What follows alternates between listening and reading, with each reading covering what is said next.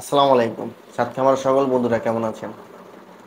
আজকে আমরা যে বিষয়টা নিয়ে কথা বলবো সেটা হচ্ছে যে মুরগির জ্বর। অনেকে অনেক সময় আমাকে মেসেজ দেন বা কমেন্টে জানান যে ভাই আমার একটা মুরগি ঘরের এক কোণে বসে আছে। খাবার-দাবার তেমন খায় না। আ তেমন চলাফেরাও নাই। আগের মতো চঞ্চলতা নাই। কি সমস্যা? তখন দেখা যায় কি আসলে সবাই বুঝতে পারে না যে কেন মুরগিটা ঝিমাইতেছে। তো অনেকে মনে করে যে ঝিমানো মানেটাই কোনো একটা রোগ। আসলে ঝিমানো কোনো রোগ না। ঝিমানোটা হচ্ছে একটা রোগের লক্ষণ। মুরগির যে কোনো প্রবলেম হলে আগে ঝিমাবে।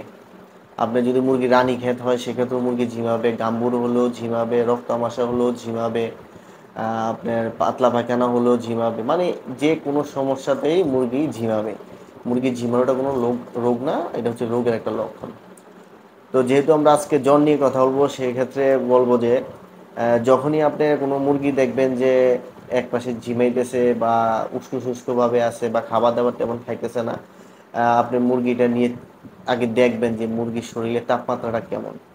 যদি আপনার কাছে একাধিক মুরগি বা হাঁস থাকে সেক্ষেত্রে আপনি যে মুরগিটা অসুস্থ সেক্ষেত্রে ওই মুরগিটা ডানার নিচে ২ হাত দিয়ে দেখতে পারেন যে মুরগিটার তাপমাত্রা কেমন শরীরে।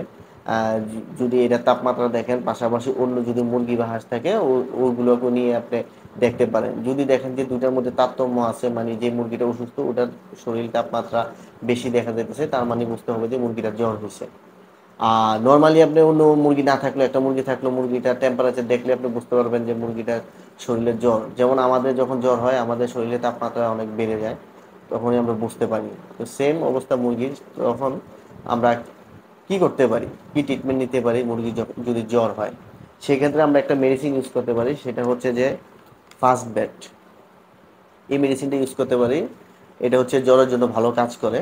এটা ছোট আকারেও পাওয়া যায় এই মেডিসিনটা। ১০ গ্রামের প্যাকেট। আপনারা চাইলে ১০ গ্রামের প্যাকেটটাও ইউজ করতে পারেন। যদি কারোর অল্প মুরগি থাকে ২ টা, ৫ টা, ১০ টা ছোটটা ইউজ করতে পারেন। এই ওষুধটা আপনার ইউজ করার নিয়মটা হচ্ছে যে ১ গ্রাম মেডিসিন ২ থেকে ৩ লিটার পানিতে। ১ গ্রাম মেডিসিন ২ থেকে ৩ লিটার পানিতে। যদি আপনার মুরগি অসুস্থ বেশি থাকে, জ্বর বেশি থাকে সেক্ষেত্রে আপনি ২ লিটার পানিতে ১ গ্রাম মেডিসিনটা ইউজ করবেন বা ১.৫ লিটার পানিতেও ইউজ করতে পারবেন, সমস্যা নাই। ইনশাল্লাহ ৩ দিন ইউজ করলে বা ৩ দিন থেকে ৫ দিন টানা ইউজ করলে মুরগিটা সুস্থ হয়ে যাবে। যদি এরকম হয় যে আপনার হাতের কাছে এই মেডিসিনটা নাই, ইমার্জেন্সি এই মেডিসিনটা পাইতেছেন না, তখন কি করতে পারেন? সেই ক্ষেত্রে যে আমাদের যে বাচ্চাদের ছোট বাচ্চাদের নাপা সিরাপ, আপনারা ছোট ছোট বাচ্চাদের নাপা সিরাপটা ইউজ করতে পারেন। ১ লিটার পানিতে ১ এমএল মেডিসিন দিয়ে আপনারা ইউজ করতে পারেন। এটাও ভালো কাজ করে। যদি আপনাদের হাতের কাছে ওই সিরাপটাও নাই তখন কি করতে পারেন?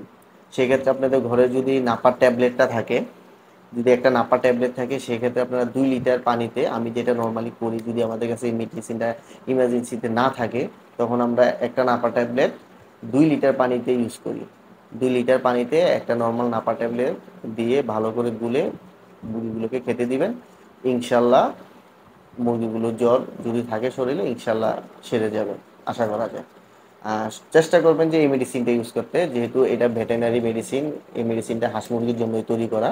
এই মেডিসিনটা ফার্স্ট অফ অল চেষ্টা করবেন যে ইউজ করার জন্য। যদি কখনো এই মেডিসিনটা আপনাদের কাছে না থাকে সেই ক্ষেত্রে আপনারা বিকল্প হিসাবে নাপা সিরাপ বা নর্মাল নাপা ট্যাবলেট ইউজ করতে পারেন। ওকে, ধন্যবাদ। আজকে এই পর্যন্তই। পরবর্তীতে আর অন্য কোনো বিষয় নিয়ে কথা বলবো ইনশাল্লাহ। আসসালামু আলাইকুম।